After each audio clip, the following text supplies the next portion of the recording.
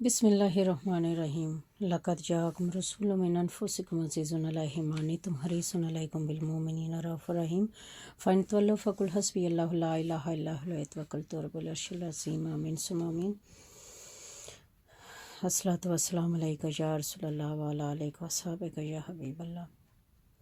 सूरत आराफ मक्की सूरत है। इसका तर्जुमा और तशरीह करने लगी हूँ। पारा नंबर 8। अल्लाह के नाम से शुरू जो नहायत मेहरबान और हमेशा रहम फरमाने वाला है। अलिफ लाम मीम साद। हकीकी मानी अल्लाह और अल्लाह के रसूल ही बेहतर जानते हैं। ए हबीब मुकर्रम, ये किताब है जो आपकी तरफ उतारी गई है, सो आपके सीना अनवर में इसकी तबलीग पर कफ़ार के इनकार और तकज़ीब के ख़्याल से कोई तंगी न हो। ये तो उतारी ही इसलिए गई है कि आप इसके ज़रिए मुनकरीन को डर सुना सकें और ये मोमिनीन के लिए नसीहत है। ऐ लोगो, तुम इस कुरान की पैरवी करो जो तुम्हारे रब की तरफ से तुम्हारी तरफ उतारा गया है, और इसके गैरों में से बातिल हाकिमों और दोस्तों के पीछे मत चलो, तुम बहुत ही कम नसीहत कबूल करते हो। और कितनी ही बस्तियां ऐसी हैं जिन्हें हमने हलाक कर डाला, सो उन पर हमारा अजाब रात के वक्त आया या जब कि वो दोपहर को सो रहे थे। फिर जब उन पर हमारा अजाब आ गया तो उनकी पुकार सिवाय इसके कुछ न थी कि वो कहने लगे कि बेशक हम जालिम थे। फिर हम उन लोगों से ज़रूर पूछेंगे जिनकी तरफ रसूल भेजे गए, और हम यकीनन रसूलों में से भी उनकी दावत व तबलीग के रद्द अमल की निस्बत दरियाफ्त करेंगे। फिर हम उन पर अपने इल्म से उनके सब हालात बयान करेंगे, और हम कहेंगे गायब न थे कि उन्हें देखते न हों। और इस दिन अमाल का तोला जाना हक है, सो जिनकी नेकियों के पलड़े भारी होंगे तो वही लोग कामयाब होंगे, और जिनकी नेकियों के पलड़े हल्के होंगे तो यही वो लोग हैं जिन्होंने अपनी जानों को नुकसान पहुंचाया इस वजह से कि वो हमारी आयतों के साथ जुल्म किया करते थे। और बेशक हमने तुमको ज़मीन में तमक्कन और तसर्रुफ़ अता किया, और हमने इसमें तुम्हारे लिए असबाब मईशत पैदा किए, तुम बहुत ही कम शुक्र बजा लाते हो। और बेशक हमने तुम्हें यानी तुम्हारे असल को पैदा किया, फिर तुम्हारी सूरतगरी की यानी कि तुम्हारी ज़िंदगी की कीमियाई और हयातियाती इब्तदा और अर्तका के मराहल को आदम अलैहिस्सलाम के वजूद की तश्कील तक मुकम्मल किया। फिर हमने फरिश्तों से फरमाया कि आदम अलैहिस्सलाम को सजदा करो, तो सब ने सजदा किया सिवाय इब्लीस के, वो सजदा करने वालों में से न था। इरशाद हुआ, ए इब्लीस, तुझे किस बात ने रोका था कि तूने सजदा न किया, जबकि मैंने तुझे हुक्म दिया था। इसने कहा कि मैं इससे बेहतर हूँ, तूने मुझे आग से पैदा किया है और इसको तूने मिट्टी से बनाया है।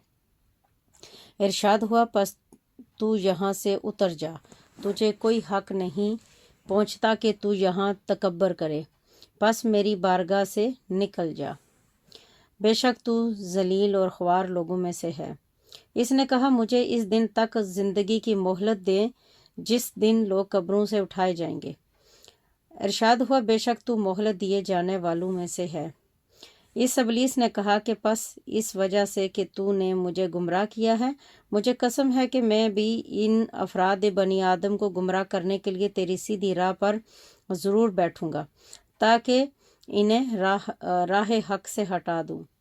फिर मैं यकीनन इनके आगे से और इनके पीछे से और इनके दाएं से और इनके बाएं से उनके पास आऊँगा, और नतीजतन तू इनमें से अक्सर लोगों को शुक्रगुजार न पाएगा।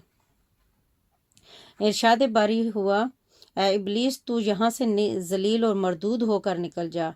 इनमें से जो कोई तेरी पैरवी करेगा तो मैं ज़रूर तुम सब से दोज़ख भर दूंगा।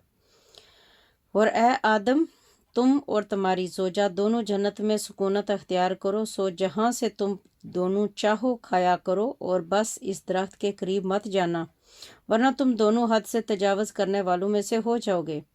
پھر شیطان نے دونوں کے دل میں وسوسہ ڈالا تاکہ ان کی شرمگاہیں جو ان کی نظروں سے پوشیدہ تھیں ان کے اوپر ظاہر کر دے، اور کہنے لگا، اے آدم و حوا، تمہارے رب نے تمہیں اس درخت کا پھل کھانے سے نہیں روکا مگر صرف اس لیے کہ اسے کھانے سے تم دونوں فرشتے بن جاؤ گے، یعنی علائق بشری سے پاک ہو جاؤ گے، یا تم دونوں اس میں ہمیشہ رہنے والے بن جاؤ گے، یعنی اس مقام قرب سے کبھی محروم نہیں کیے جاؤ گے۔ اور ان دونوں سے قسم کھا کر کہا کہ بے شک میں تمہارے خیر خواہوں میں سے ہوں۔ پس وہ فریب کے ذریعے دونوں کو درخت کا پھل کھانے تک اتار لایا۔ سو جب دونوں نے درخت کے پھل کو چکھ لیا تو دونوں کی شرمگاہیں ان کے لیے ظاہر ہو گئیں، اور دونوں اپنے بدن کے اوپر جنت کے پتے چپکانے لگے۔ تو ان کے رب نے انہیں ندا فرمائی کہ کیا میں نے تم دونوں کو اس درخت کے قریب جانے سے روکا نہ تھا، اور تم سے یہ نہ فرمایا تھا کہ بے شک شیطان تم دونوں کا کھلا دشمن ہے؟ دونوں نے عرض کیا، اے ہمارے رب، ہم نے اپنی جانوں پر زیادتی کی، اور اگر تو نے ہم کو نہ بخشا اور ہم پر رحم نہ فرمایا تو ہم یقیناً نقصان اٹھانے والوں میں سے ہو جائیں گے۔ ارشاد باری ہوا، تم سب نیچے اتر جاؤ، تم میں سے بعض کے دشمن ہیں، اور تمہارے لیے زمین میں معین مدت تک جائے سکونت اور متاع حیات مقرر کر دیے گئے ہیں۔ گویا تمہیں زمین میں قیام و معاش کے دو بنیادی حق دے کر اتارا جا رہا ہے، اس پر اپنا نظام زندگی استوار کرنا۔ ارشاد فرمایا، تم اسی زمین میں زندگی گزارو گے اور اسی میں مرو گے، اور قیامت کے روز اسی میں سے نکالے جاؤ گے۔ اے اولاد آدم، بے شک ہم نے تمہارے لیے ایسا لباس اتارا ہے جو تمہاری شرمگاہوں کو چھپائے اور تمہیں زینت بخشے، اور اس ظاہری لباس کے ساتھ ایک باطنی لباس بھی اتارا ہے، اور وہی تقوی کا لباس ہی بہتر ہے۔ یہ ظاہر و باطن کے لباس سب اللہ کی نشانیاں ہیں تاکہ وہ نصیحت قبول کریں۔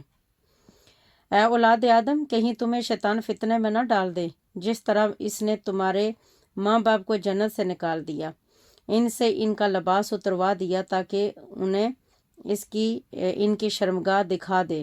بے شک وہ خود اور اس کا قبیلہ تمہیں ایسی جگہوں سے دیکھتا رہتا ہے جہاں سے تم انہیں نہیں دیکھ سکتے۔ بے شک ہم نے شیطانوں کو ایسے لوگوں کا دوست بنا دیا ہے جو ایمان نہیں رکھتے، اور جب وہ کوئی بے حیائی کا کام کرتے ہیں تو کہتے ہیں کہ ہم نے اپنے باپ دادا کو اسی طریقے پر پایا اور اللہ نے ہمیں اس کا حکم دیا ہے۔ فرما دیجئے، اللہ بے حیائی کے کاموں کا حکم نہیں دیتا۔ کیا تم اللہ کی ذات پر ایسی باتیں کرتے ہو جو تم خود بھی نہیں جانتے؟ فرما دیجئے کہ میرے رب نے انصاف کا حکم دیا ہے، اور تم ہر سجدے کے وقت مقام پر اپنے رخ کعبہ کی طرف سیدھے کر لیا کرو، اور تمام تر فرما برداری اسی کے لیے خالص کرتے ہوئے اس کی عبادت کیا کرو، جس طرح اس نے تمہاری خلق و حیات کی ابتدا کی، تم اسی طرح اس کی طرف پلٹو گے۔ ایک گروہ کو اس نے ہدایت فرمائی اور ایک گروہ پر اس کے اپنے کسب و عمل کے نتیجے میں گمراہی ثابت ہو گئی۔ بے شک انہوں نے اللہ کو چھوڑ کر شیطانوں کو دوست بنا لیا تھا، اور وہ یہ گمان کرتے ہیں کہ وہ ہدایت یافتہ ہیں۔ اے اولاد آدم، تم ہر نماز کے وقت اپنا لباس زینت پہن لیا کرو، اور کھاؤ اور پیو اور حد سے زیادہ خرچ نہ کرو، کہ بے شک وہ بے جا خرچ کرنے والوں کو پسند نہیں فرماتا۔ فرما دیجئے، اللہ کی اس زینت و آرائش کو کس نے حرام کیا ہے جو اس نے اپنے بندوں کے لیے پیدا فرمائی ہے، اور کھانے کی پاک ستھری چیزوں کو بھی کس نے حرام کیا ہے؟ فرما دیجئے کہ یہ سب نعمتیں جو اہل ایمان کی دنیا کی زندگی میں بالعموم روا ہیں، قیامت کے دن بالخصوص انہی کے لیے ہوں گی۔ اس طرح ہم جاننے والوں کے لیے آیتیں تفصیل سے بیان کرتے ہیں۔ فرما دیجئے کہ میرے رب نے تو صرف بے حیائی کی باتوں کو حرام کیا ہے جو ان میں سے ظاہر ہوں اور جو پوشیدہ ہوں، سب کو، اور گناہ کو اور ناحق زیادتی کو، اور اس بات کو کہ تم اللہ کا شریک ٹھہراؤ جس کی اس نے کوئی سند نہیں اتاری، اور مزید یہ کہ تم اللہ کی ذات پر ایسی باتیں کہو جو تم خود بھی نہیں جانتے، اور ہر گروہ کے لیے ایک میعاد مقرر ہے، پھر جب ان کا مقرر وقت آ جاتا ہے تو وہ ایک گھڑی بھی پیچھے نہیں ہٹ سکتے اور نہ آگے بڑھ سکتے ہیں۔ اے اولاد آدم، اگر تمہارے پاس تم میں سے رسول آئیں جو تم پر میری آیتیں بیان کریں، پس جو پرہیزگار بن گیا اور اس نے اپنی اصلاح کر لی تو ان پر نہ کوئی خوف ہوگا اور نہ ہی وہ رنجیدہ ہوں گے۔ اور جن لوگوں نے ہماری آیتوں کو جھٹلایا اور ان پر ایمان لانے سے سرکشی کی، وہی اہل جہنم ہیں، وہ اس میں ہمیشہ رہنے والے ہیں۔ پھر اس شخص سے زیادہ ظالم کون ہو سکتا ہے جو اللہ پر جھوٹا بہتان باندھے یا اس کی آیتوں کو جھٹلائے؟ ان لوگوں کو ان کا وہ حصہ پہنچ جائے گا جو نوشتہ کتاب ہے، یہاں تک کہ جب ان کے پاس ہمارے بھیجے ہوئے فرشتے آئیں گے کہ ان کی روحیں قبض کر لیں، تو ان سے کہیں گے کہ اب وہ جھوٹے معبود کہاں ہیں جن کی تم اللہ کے سوا عبادت کرتے تھے؟ وہ جواباً کہیں گے کہ وہ ہم سے گم ہو گئے، یعنی اب کہاں نظر آتے ہیں، اور وہ اپنی جانوں کے خلاف خود ہی گواہی دیں گے کہ بے شک وہ کافر تھے۔ صدق اللہ العظیم۔ اللہ تعالیٰ سے دعا کرتی ہوں کہ اللہ تعالیٰ ہم سب کو اس کلام پاک کے اوپر عمل کرنے کی توفیق عطا فرمائے، آمین ثم آمین۔ وصلی اللہ تعالیٰ علی خیر خلقہ محمد و آلہ وصحبہ اجمعین برحمتک یا ارحم الراحمین۔